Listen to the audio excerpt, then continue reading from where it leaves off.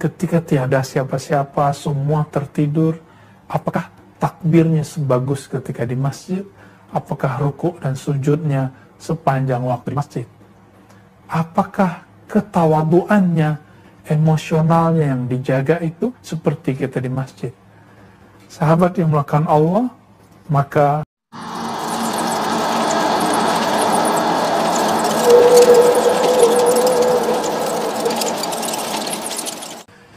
di hikmah yang ke-11 dan 12 nanti insya Allah kita akan bahas dua hikmah ini, akan disebutkan perihal apa yang bisa kita amalkan selama Ramadan ini.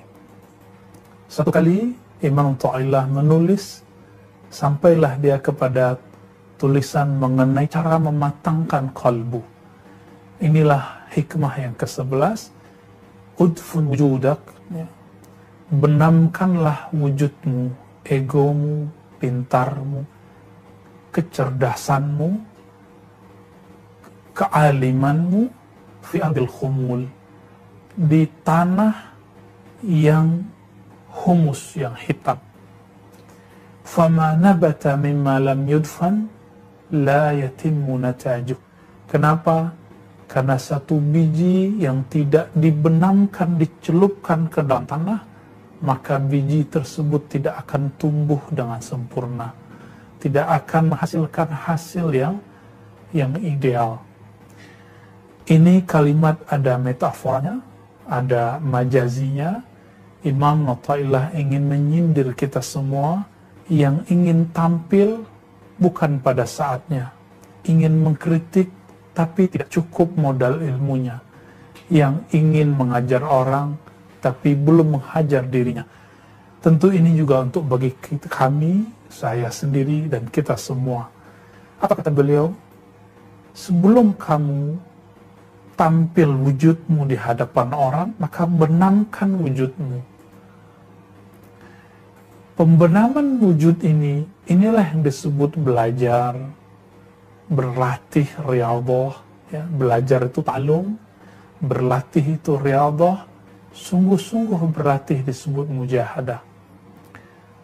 Sahabat dimulakan Allah, sebelum anak kecil yang pintar berpidato itu terkenal, sebaiknya dia dipesantrenkan dahulu.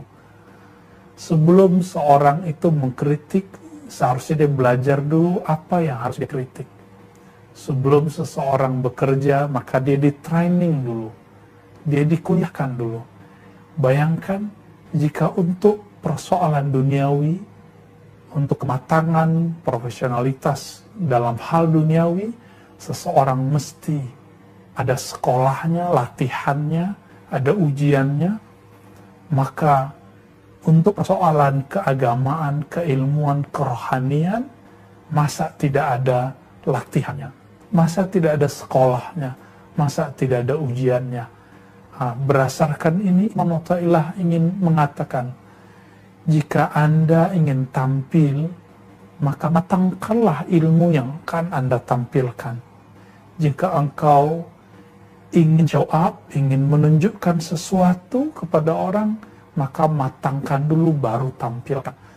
Teman-teman semua, sahabat dimulakan Allah, apabila ada seseorang yang mengajar sebelum dia dapat izin dari gurunya mengajar, yang menjadi pemimpin sebelum dia direstui oleh guru-gurunya, pembimbing-pembimbingnya jadi pemimpin, sebelum diizinkan oleh orang-orang yang punya kebijaksanaan dalam kalbunya, maka orang ini ibarat biji yang dibiarkan tumbuh tapi tidak dibenamkan ke dalam tanah.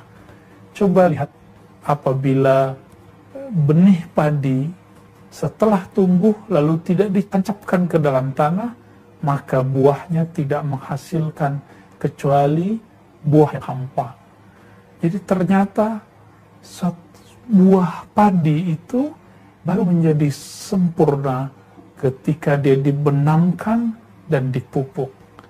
Begitu juga kita biasa waktu kecil makan seperti jagung kemudian beberapa ada yang berserakan di tepi jalan, Lalu ada juga yang ditanam di ladang-ladang. Perhatikan, yang tumbuh di ladang, yang dirawat oleh tuannya, oleh petani, ini akan berbeda hasil dengan biji-biji yang berserakat di luar. Biji yang tumbuh, yang dirawat oleh petani, maka dia akan tumbuh subur dan menghasilkan buah yang begitu sangat segar sekali, sangat bagus sekali.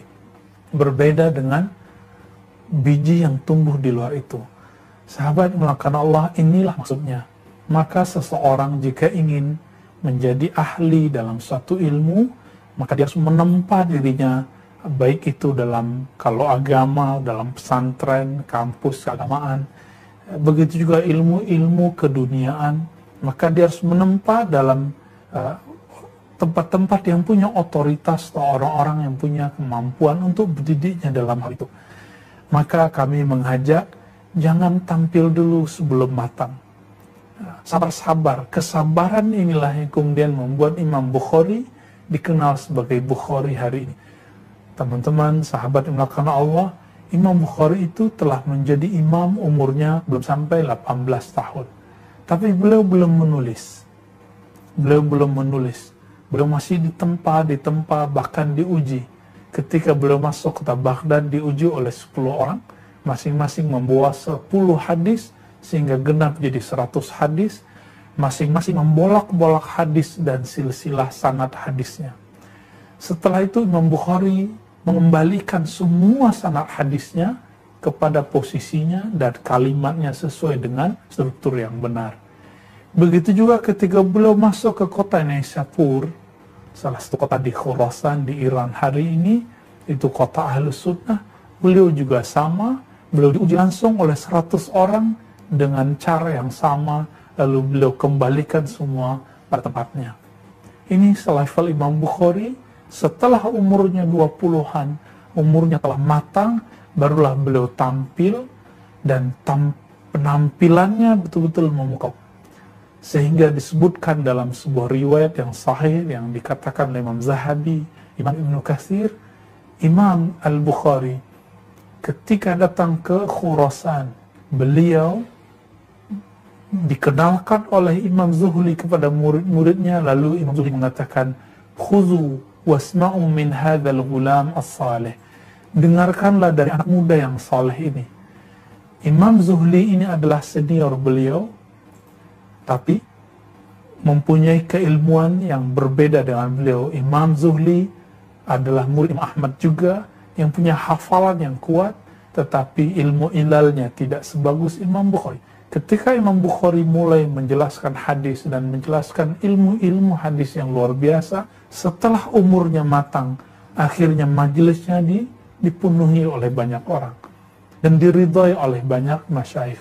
Teman-teman semua, ketika seseorang mengajar, tampil, menjadi seorang kiai, ustadz, sebelum dia dikiaikan oleh gurunya, sebelum dia diustadkan oleh ustadznya, maka orang-orang ini dikhawatirkan ibarat buah pisang yang dipetik sebelum matang, sehingga ketika dimakan hasilnya tidak enak, hasilnya tidak nikmat.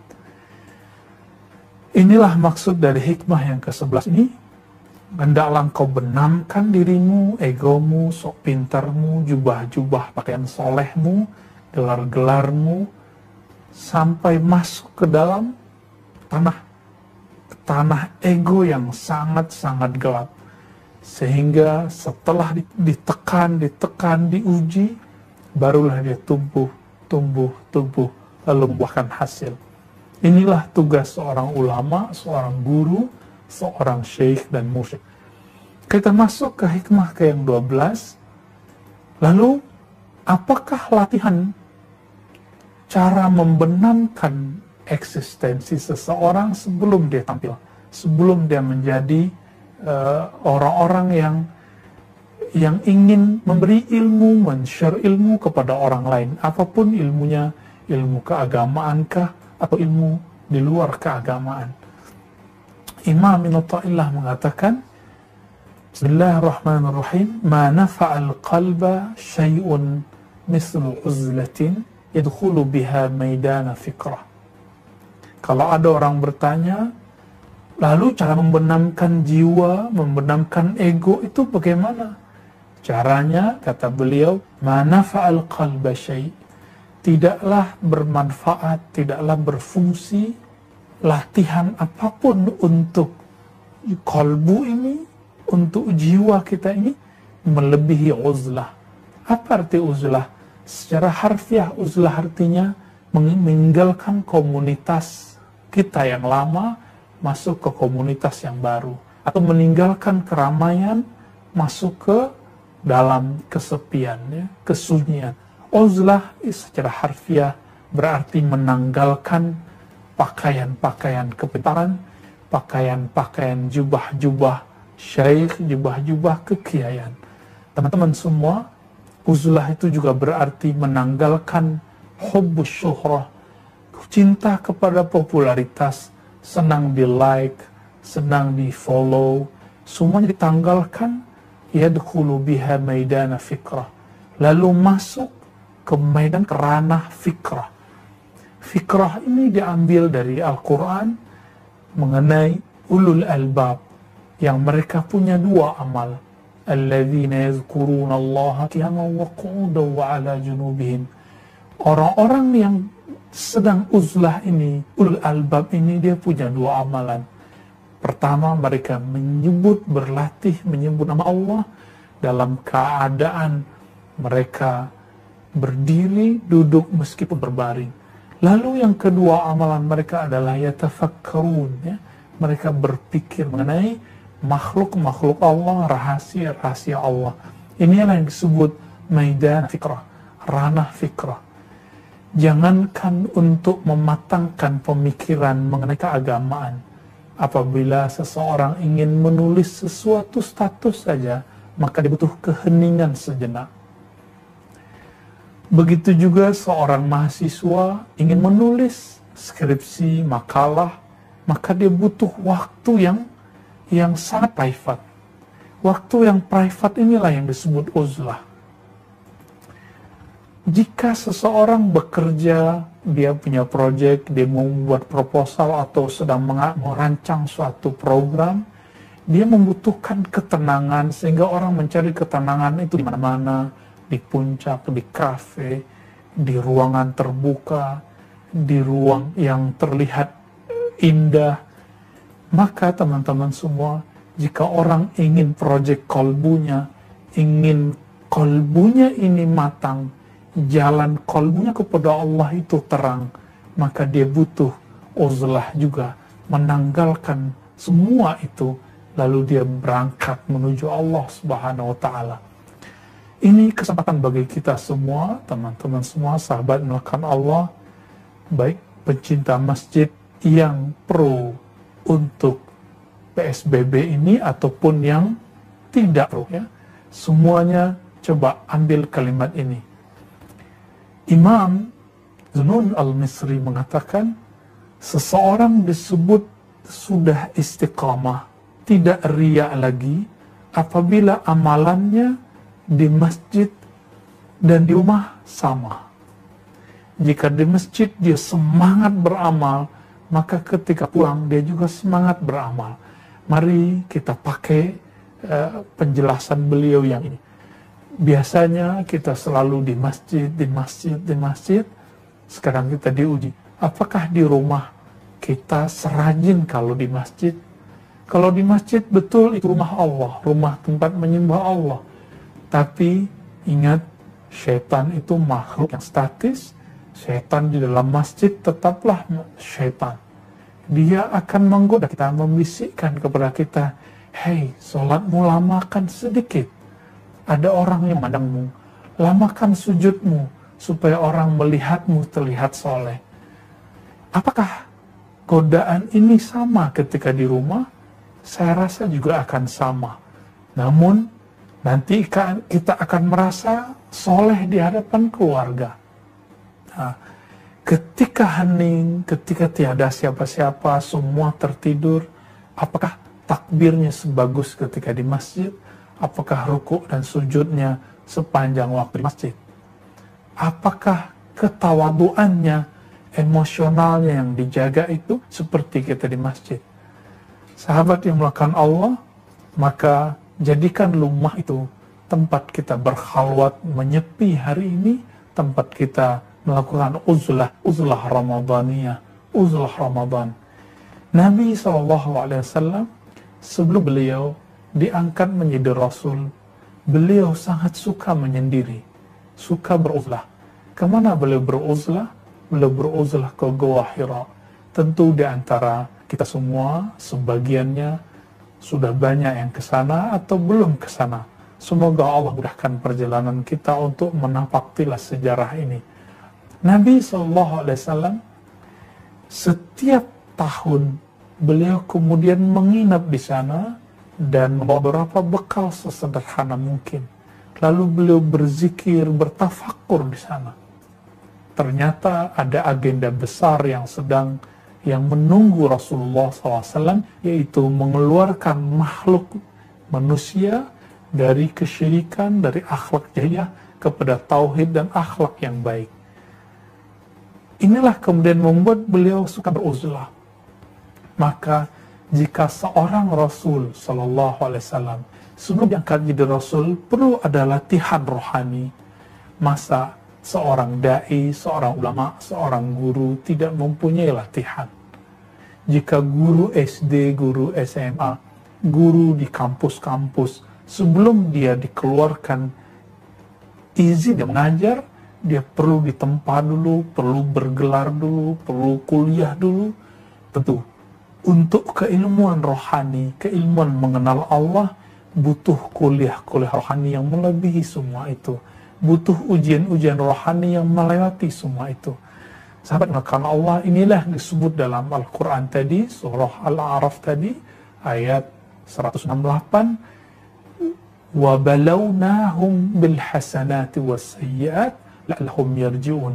Kami akan uji mereka dengan kebaikan-kebaikan, dengan kesenangan-kesenangan, dan juga keburukan-keburukan, kepayahan-kepayahan, agar mereka kembali ke jalan Allah Subhanahu wa Ta'ala.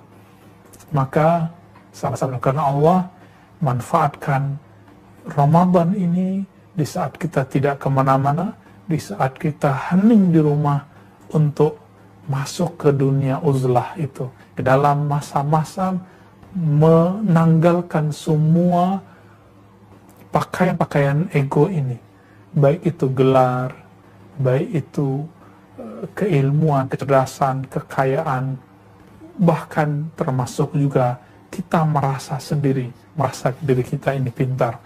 Teman-teman semua jamaah yang memuliakan Allah, inilah yang maksud uzlah. Uzlah secara harfiah meninggalkan dunia yang fana ini, kemudian kita menyendiri. Tetapi uzlah secara rohani, ketika rohani ini menghindari, menjauhi hiruk pikuk kesibukan dunia. Meskipun badan ini masih di dunia, tapi kalbunya telah bersama Allah Subhanahu wa Ta'ala. Di hikmah yang ke-13, ketika orang menjalani latihan-latihan rohani di rumahnya sendiri, baik berzikir, tahajud, baca Quran, lalu ada keluhan, apa yang dirasakan? Ternyata ketika orang menjalani latihan-latihan salat, latihan zikir, baru saja memejam matanya, baru saja dia takbir, telah muncul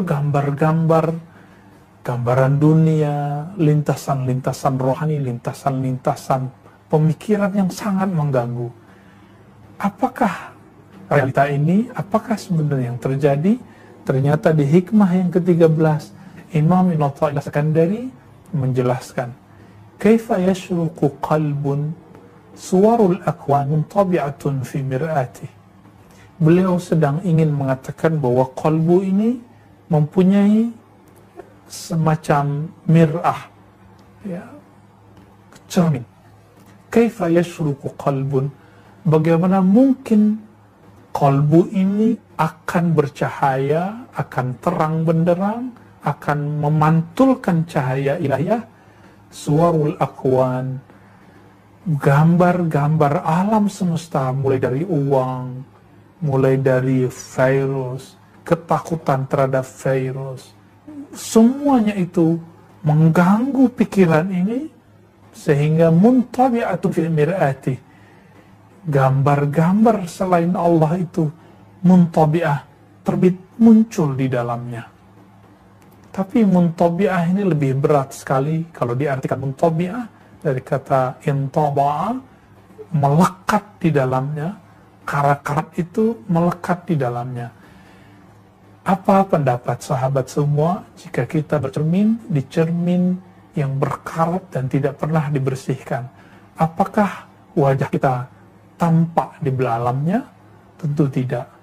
Inilah sebabnya kenapa zikir, kenapa sholat kita tidak khusyuk selama ini. Kenapa ketika kelatihan di rumah itu beda dengan latihan jika ada orang yang memimpin. Mungkin inilah yang dirindui oleh semua orang yang tidak suka ketika masjidnya ditutup. Kita sangat memaklumi itu. Inilah ujian hari ini. Betapa berat ujian bagi pecinta masjid ketika masjidnya ditutup. Namun Allah Subhanahu wa Ta'ala, seperti dikatakan dalam ayat tadi, menguji kita dengan kebaikan dan keburukan. Am kaifa yarhalu ilallah wa huwa mukabbalun bisyahawatih. Bagaimana mungkin yarhalu ilallah, orang ini rihlah menuju Allah, berjalan menapaki jalan ilallah, jalan mencari ridha kepada Allah, wa huwa mukabbalun bisyahawatih, sedangkan dirinya masih terikat oleh syahwat-syahwatnya. Teman-teman semua, syahwat itu terbagi dua. Ada syahwat yang zahir, mata ini ingin memandang aurat, memandang yang cantik, yang gagah, memandang yang indah-indah. Telinga ini ingin mendengarkan yang merdu-merdu, tangan, kaki, kemaluan, semuanya ada syahwat. Semoga Allah menutupi dan menghapus aib kita semua untuk syahwat yang ini.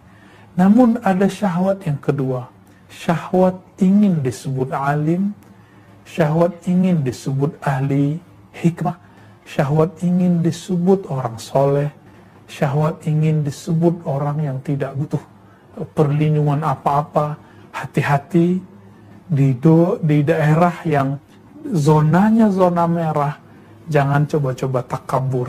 Bahkan di tempat yang tidak zona merah pun jangan takabur mengatakan, saya tidak takut virus, saya hanya takut kepada Allah.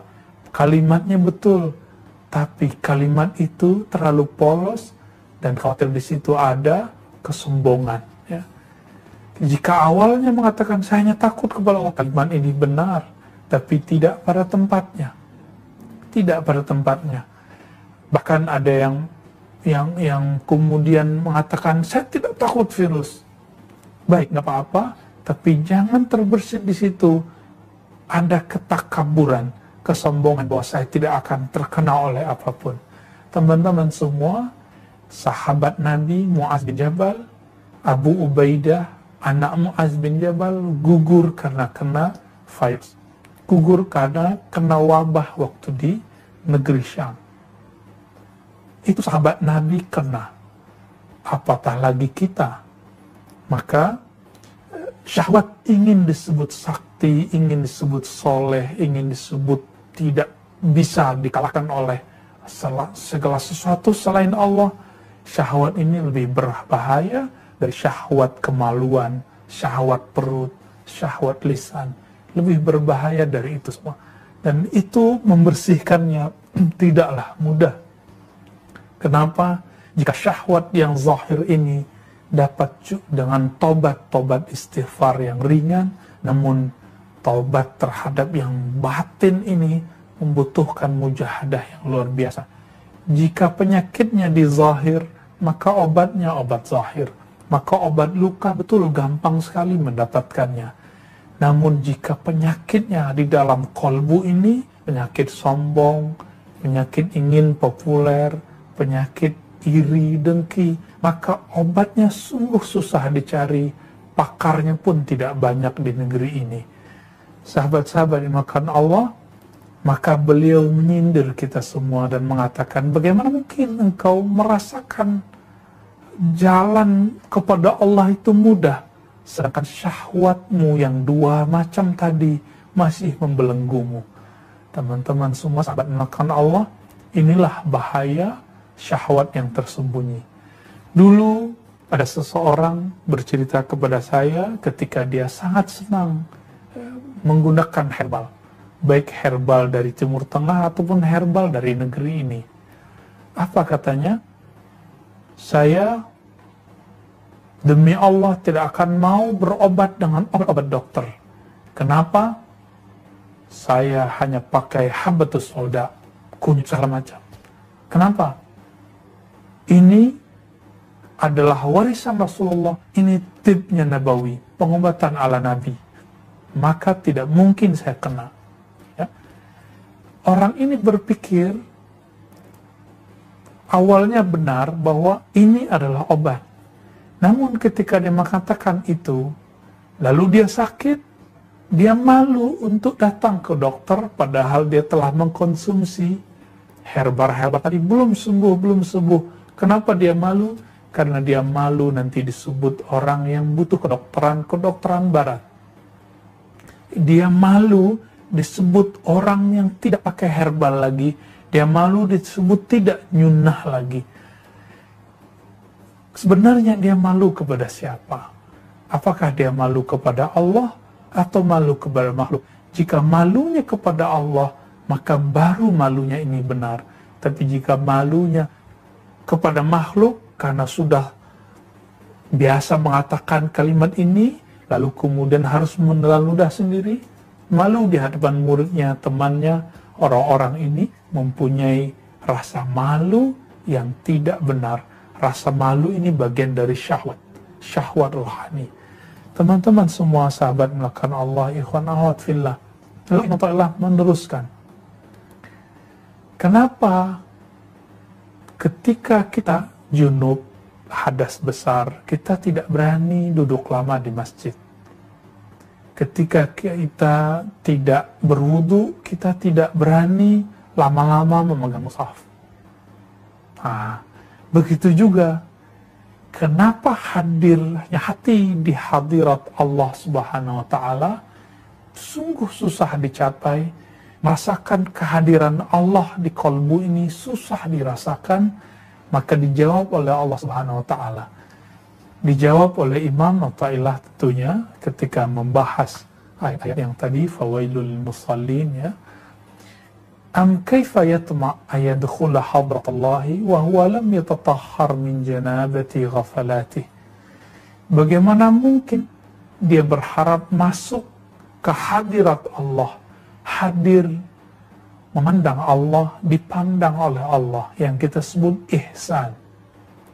Memandang Allah atau merasa dipandang oleh Allah. Wa huwa lam yatatahhar, sedangkan dirinya belum bersuci dari junub ghafalah. Jadi ternyata dalam bahasa metafora yang dikatakan oleh Imam Athaillah, bahasa majazi beliau, ghaflah, rasa tidak hadir di hadapan Allah, itu muncul karena kolbu ini lalai. Ketika kolbu lalai, maka ada efeknya. Efeknya adalah hati ini keras. Imam Athaillah mengatakan, dalam hukum syariat, jika orang hadas besar, dia tidak berani masuk ke masjid fisik, masjid bangunan, maka junub rohani dalam ilmu hakikat, ilmu rohani, ilmu yang diajarkan Rasulullah secara rohani, tidak akan mungkin memasuki hadirat Allah, merasakan ihsan kepada Allah, jika belum bertobat dari kelalaian tersebut. Maka teman-teman semua, jika ada yang bertanya, kenapa sholatku tidak khusyuk? Jawabannya ini, kita belum bertobat, belum mandi tobat secara rohani dari junub ghafalah, junub kelalaian. Jadi junubnya kalbu adalah lalai, junubnya badan dengan hadas besar. Sahabat yang melakukan Allah, inilah sebenarnya penyebab utama kenapa kalbu ini tidak khusyuk. Bismillah.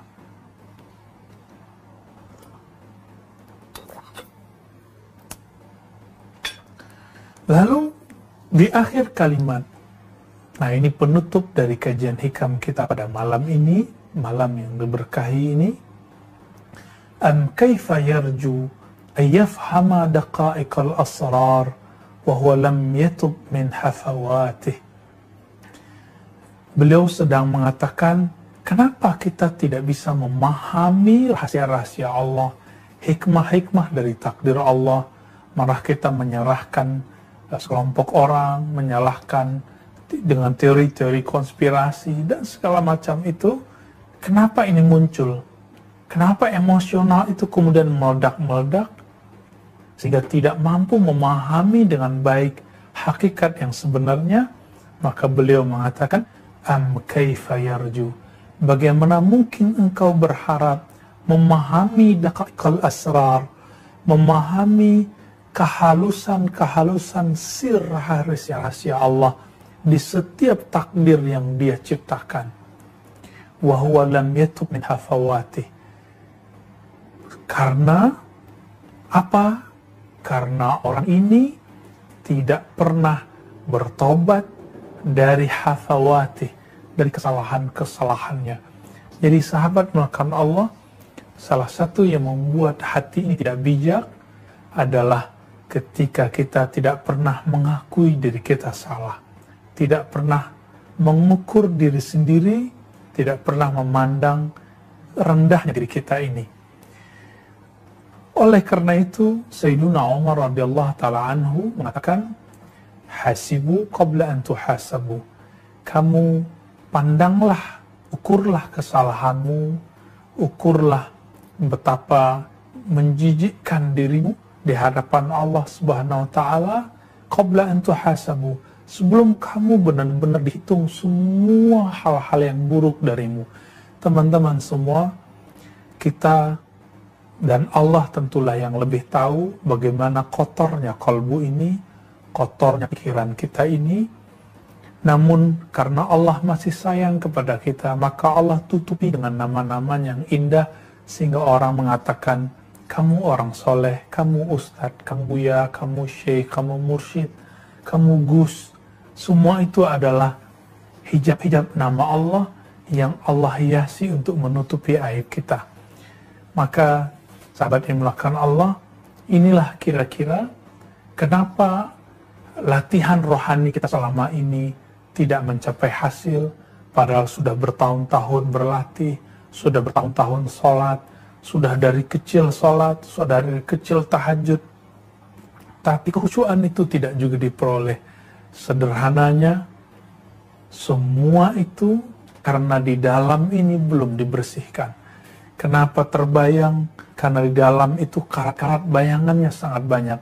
Kenapa tidak bisa juga berjalan menuju Allah? Tidak ada kenaikan zikir, kenaikan intensitas amal, karena kita masih terikat oleh syahwat. Kenapa kita tidak bisa hadir merasakan ihsan kepada Allah? Karena kita belum mandi tobat secara rohani. Teman-teman, sahabat melakukan Allah, mari Ramadan ini kita jadikan saat untuk uzlah, meninggalkan kebiasaan-kebiasaan lama, mengganti kebiasaan baru. Siapa tahu jika kita latih dengan habit-habit yang baru, karena manusia ini makhluk yang disebut adi, makhluk yang dia kena hukum ada, hukum sunnatullah. Jika diulang, maka dia akan berubah. Jika tidak pernah dilatih pengulangan itu, kita tidak akan pernah berubah. Mari berlatih, mari perbanyak mengatakan hal-hal yang baik dalam kalbu.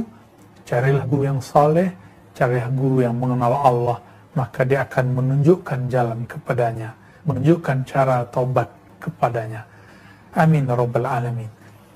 Baik, sahabat Allah, jika ada yang mau kita bahas, kita konfirmasi, kita ditanyakan, silakan.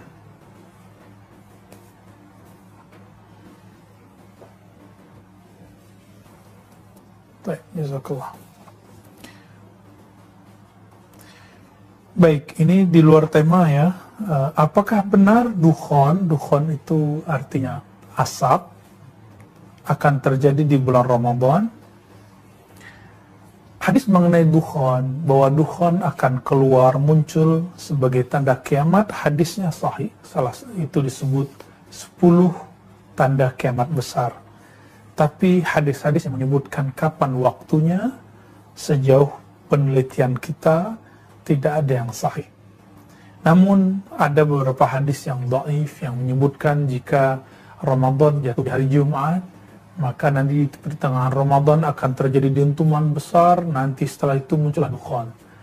Sejauh ini kita belum menemukan hadis ini sahih, namun jika terjadi, kita juga akan tidak tahu, hadisnya tidak akan otomatis menjadi sahih, karena hadisnya diriwayatkan dengan riwayat yang matruk, semi palsu. Kalaupun terjadi, dia terjadi karena berdasarkan hadis yang sahih tadi, bahwa dukhon akan terjadi. Kajian-kajian akhir zaman saat ini, teman-teman semua, sahabat Allah, sebenarnya tidak semuanya salah. Ya, baik dari sahabat-sahabat kita, ustadz-ustadz yang sangat pakar mengenai akhir zaman dan teori konspirasi, banyak yang benar yang mereka sampaikan, tapi ketika mulai dikait-kaitkan dengan waktu, timing, penanggalan, tahun-tahun tertentu, disitulah mulai ada kejanggalan-kejanggalan. Saya belajar dari salah satu kitab Imam Ibn Arabi namanya, yang baru bisa menangkap kebenaran tahun Al-Quds dibebaskan oleh Salahuddin Al-Ayyubi waktu perang salib, itu setelah terjadi perang salib. Dan itu penanggalannya sangat pas sekali berdasarkan ayat yang ada di surat Ar-Rum. Ghulibatir Rum, ya. Sangat pas sekali, jadi penanggalannya sama.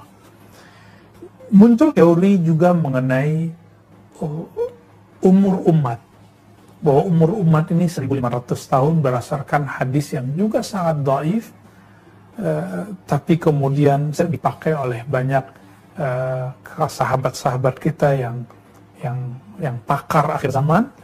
Tapi kami ingin katakan teman-teman semua, sejauh ini penelitian kami hadisnya tidak sahih. Kalaupun terjadi, bukan karena hadis-hadis yang tidak sahih tersebut, tapi terjadi karena ada isyarat-isyarat umum dari Rasulullah SAW.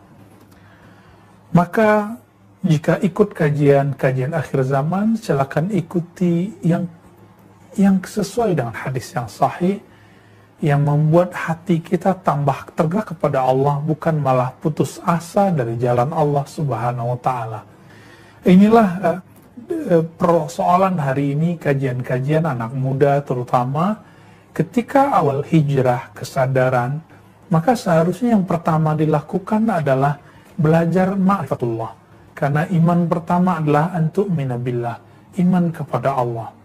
Lalu iman kepada malaikatnya, iman kepada kitab suci, rasul, baru akhir-akhir, baru setelah itu takdir. Jika tidak dimulai dengan ma'rifatullah, mengenal Allah Subhanahu wa Ta'ala, maka rasa takut itu akan mencekam, membuat orang kemudian futur, malah tambah parah, tambah malas, kemudian menjadi bingung berbuat apa. Ini bisa menghabiskan kecerdasan kita semua. Jadi saya sarankan silakan ikuti kajian akhir zaman, tapi saringlah, ya. Yang pasti kiamat akan terjadi, Imam Mahdi pasti muncul, Nabi Isa pasti turun. Semua itu oleh ahli-ahli hadis, ahli aqidah, ahli sunnah, semua dikatakan telah ittifaq. Meskipun ada 1-2 ulama-ulama yang kaulnya, perkataannya keluar dari ini, tapi kita tidak terima.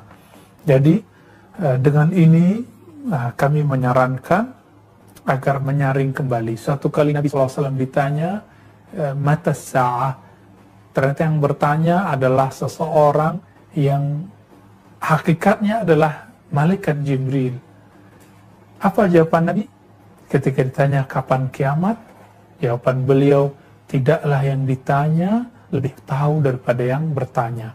Jika Rasulullah, jika Jibril tidak mengetahui kapan tepatnya kiamat, kapan keluarnya Mahdi, kapan keluarnya Isa, turunnya Nabi Isa, kapan terjadinya Dukhan, maka apalagi kita.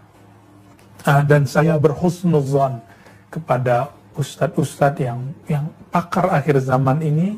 Mereka sebenarnya hanya memprediksi, bukan meyakini tahun-tahun yang mereka sebutkan. Semoga seperti itu. Bagaimana tingkatan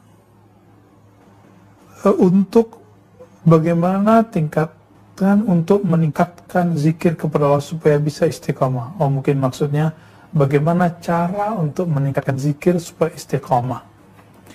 Jika orang tidak istiqamah, maka yang harus dia lakukan pertama adalah berguru kepada guru yang dapat izin dari guru-guru sebelumnya, dari pewaris-pewaris Rasulullah SAW. Karena guru, kiai, syekh sebenarnya dalam istilah-istilah pesantrenan, istilah-istilah zawiyah, halaqah-halaqah zikir, hanyalah orang yang dapat izin dari gurunya. Inilah perbedaan kiai bersanad dengan kiai yang tidak bersanad. Syekh, ustadz, mursyid yang dapat ijazah dengan yang tidak. Dalam tradisi otoritas keagamaan, orang yang disebut mursyid, syekh, alim, ketika gurunya mengizinkan dia mengajar. Bukan karena jamaah yang berinya gelar. Inilah perbedaannya. Nah, maka carilah guru yang kuat amalnya, bersanad kepada Rasulullah SAW. Dan jangan lupa yang kedua, carilah komunitas yang semangat. Guru bersanad, komunitas bang semangat. Baru nanti akan muncul ghirah, himmah yang tinggi. Nah, disitulah nanti akan terbuka jalan, nanti kita akan naik. Baru saja mau belajar zikir kepada satu komunitas, lalu kita kemudian mendengarkan lagi komunitas yang lain yang membantah komunitas ini. Akhirnya terjadi bingung. Nah, maka untuk menghilangkan kebingungan ini, bergurulah kepada orang yang punya otoritas, yang bersanad itu. Belum tentu yang bersanad itu sahabat melakukan Allah, orang yang bergelar. Siapa tahu dia nggak punya gelar, tapi dia dapat izin dari gurunya. Ya.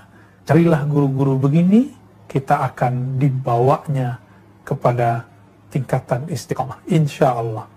Bukankah dulu untuk mampu menulis, kita diajar oleh guru kita di awalnya dipaksa, lama-lama bisa menulis tanpa berpikir. Dulu sebelum mampu membaca buku-buku, kita mengeja, maka guru yang bersanad ini dia akan mengajarkan kita mengeja nama Allah di kalbu, dieja, terus sampai kita lancar, istiqomah baru dia lepas sendiri. Inilah perbedaan guru yang bersanad, guru yang bersilsilah kepada Rasulullah, pewaris Rasulullah, dengan guru yang tiba-tiba mendadak jadi guru. Bagaimanakah cara kita untuk menikmati saat terbenam dan tidak muncul bayang-bayangan kesombongan? Maksudnya mungkin ketika membenamkan diri, membenamkan ego, tidak muncul bayang-bayang kesombongan, maka caranya adalah taubat zahir dan batin. Teman-teman semua, selama ini yang kita sering lakukan itu baru taubat zahir, astagfirullah, dosa mata, dosa telinga, tapi kita jarang masuk ke dosa kalbu.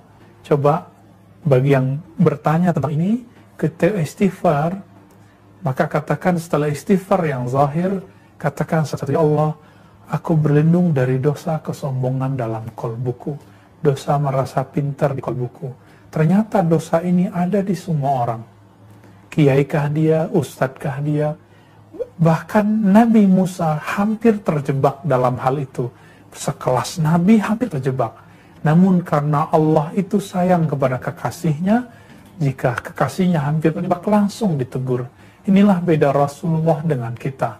Para Rasul hampir keliru langsung ditegur oleh Allah, diluluskan oleh Allah.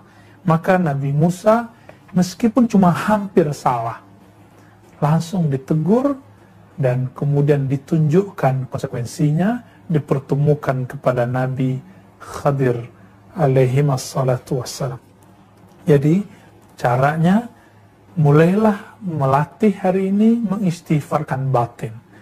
Jadi astagfirullah dari kesombonganku ya Allah, astagfirullah dari keangkuhanku ya Allah. Begitu ya. Katakan itu berkali-kali, 7 kali, 5 kali, 3 kali.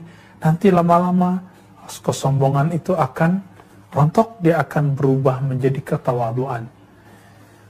Kenapa ada orang sombong? Sombong itu, kata Imam Ghazali ketika menjelaskan hadis Al-Kibru Batrul Haq wa Ghamdun Nas, beliau mengatakan Al-Kibru itu ru'yatun nafs. Kibr, rasa sombong itu terjadi karena orang memandang dirinya sudah punya eksistensi, dirinya sudah punya kelebihan. Coba sekarang pulangkan kelebihan itu kepada yang maha beri.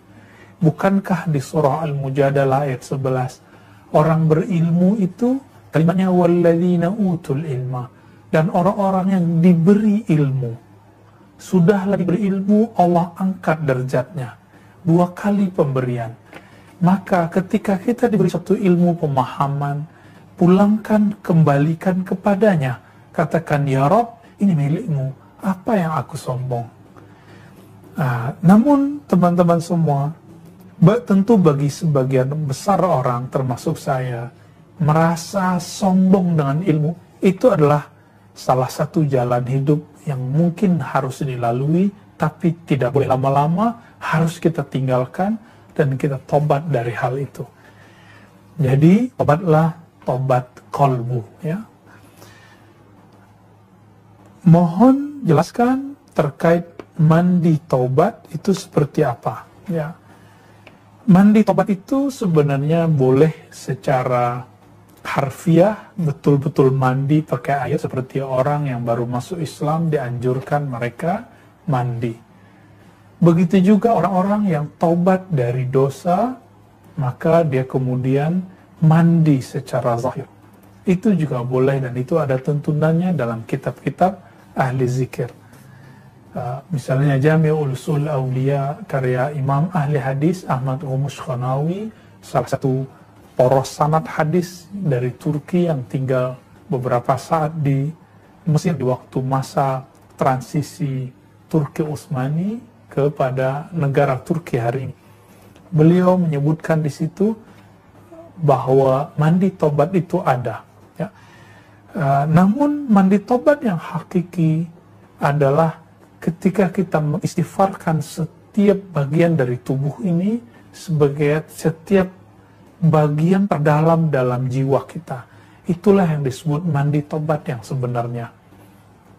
Silakan kalau mau diamalkan kedua-duanya, kita bisa berniat setiap mandi, kita niatkan, ya Allah, tolong gugurkan dosaku sebagaimana Engkau gugurkan semua kotoran-kotoranku. Namun jika tidak sempat, cukup ya dengan mandi dengan istighfar, mandi dengan tobat.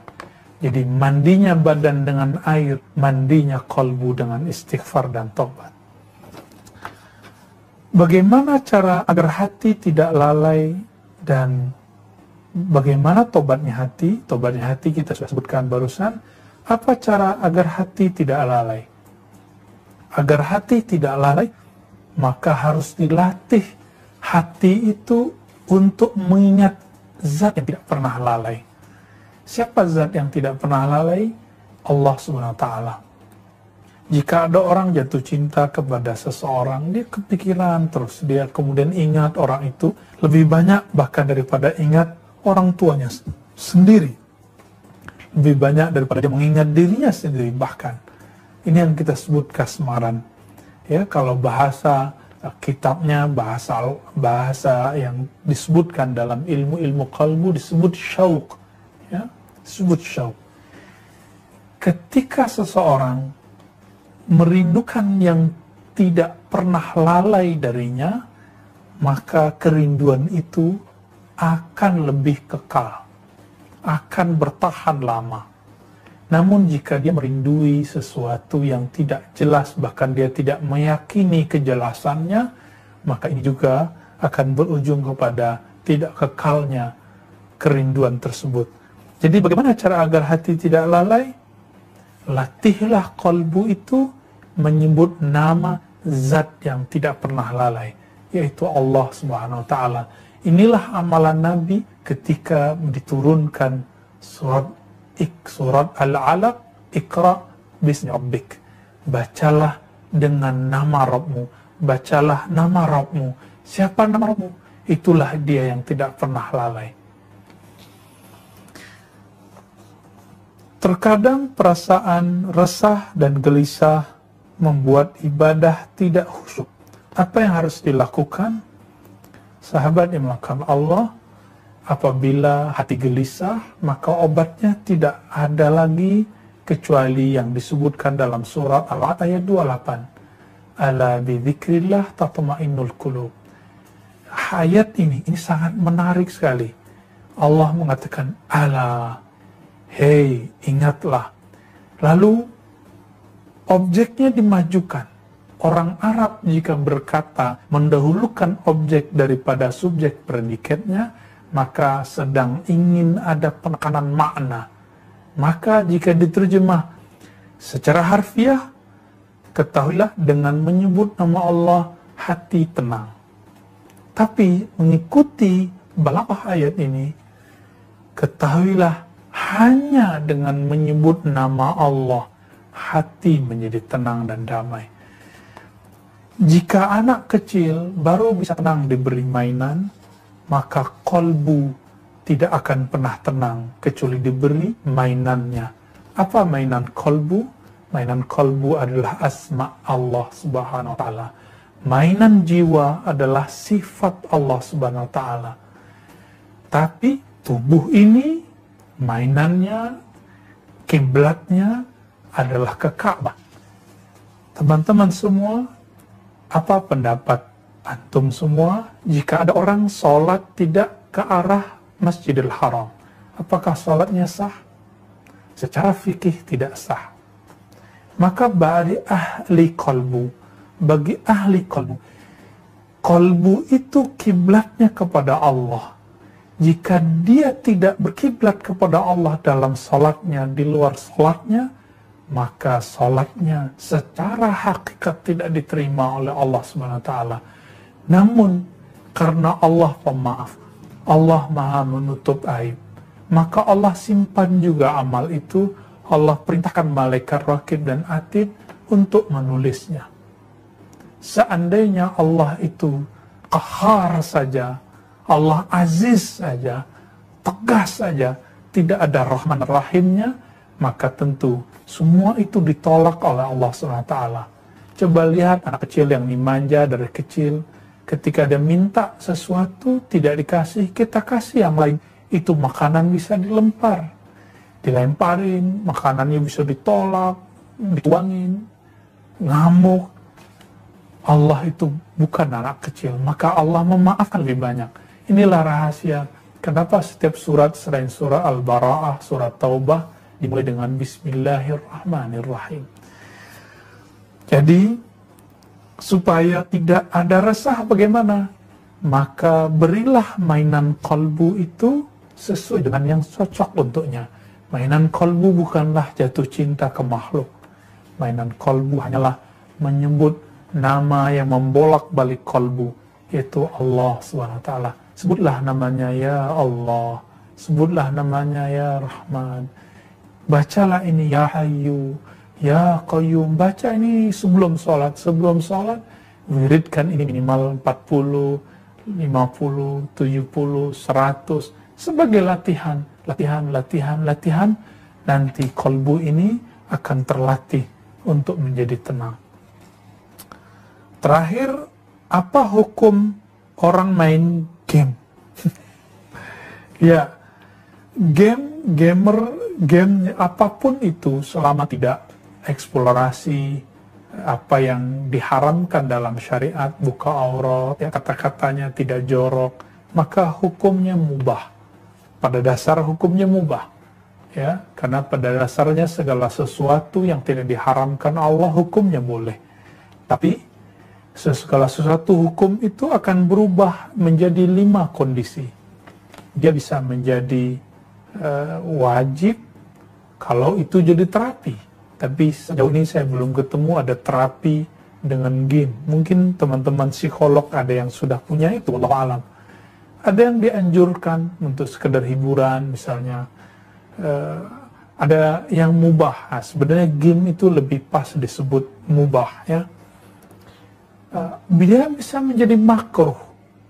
Makruh ini apabila main game lebih banyak daripada bertasbih, berzikir kepada Allah. Allah pasti cemburu. Allah sangat pencemburu. Innallaha ghayurun. Dalam hadis yang sahih disebutkan Allah sangat pencemburu. Jangan buat dia cemburu. Jangan buat dia cemburu. Jika dia cemburu, maka dia murka. Dia akan ambil barang yang membuatnya cemburu.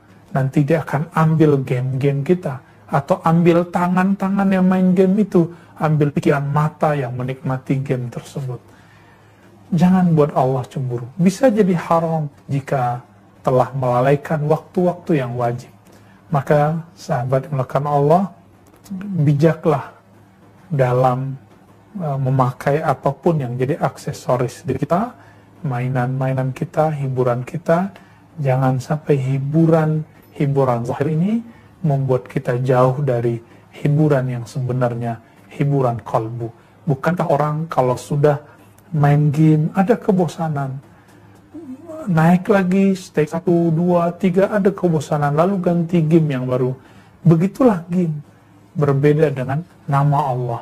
Nama Allah tidak pernah akan hilang dari kalbu atau terasa membosankan dari kalbu seorang yang merindukan Allah SWT. Sebagaimana seorang yang kasmaran tidak pernah bosan memandang foto kekasihnya, tidak pernah bosan untuk menyebut lirih nama orang-orang yang dicintainya. Mari bijak menggunakan waktu, jadikan Ramadan waktu uzlah, mulai dari bangun sampai tidur lagi kita bersama Allah Subhanahu wa ta'ala. Demikian teman-teman semua, semoga kajian hikam Ibnu Athaillah ini membimbing kalbu kita, menyegarkan rohani dan pikiran kita untuk tetap yarji'un, kembali kepada Allah Subhanahu wa ta'ala, lepas dari semua bencana wabah hari ini. Mari tetap kalbunya istiqamah bersama Allah. Allah sedang lihat apakah kalbu ini goyang ketika terjadi musibah atau dia tetap bersamanya. Demikian sahabat Allah, mari kita tutup kajian kita dengan baca kafarah majlis. Subhanakallahumma wa bihamdika asyhadu an la ilaha illa anta astaghfiruka wa atubu ilaik. Wa sallallahu ala nabiyina Muhammad wa ala alihi wa ashabihi wa li baitihi wa dzurriyyatihi ajma'in. Allahumma ayyidna bi ruhin minka innaka anta azizun ghafur. Wa sallallahu ala nabiyina Muhammad. Assalamualaikum warahmatullahi wabarakatuh.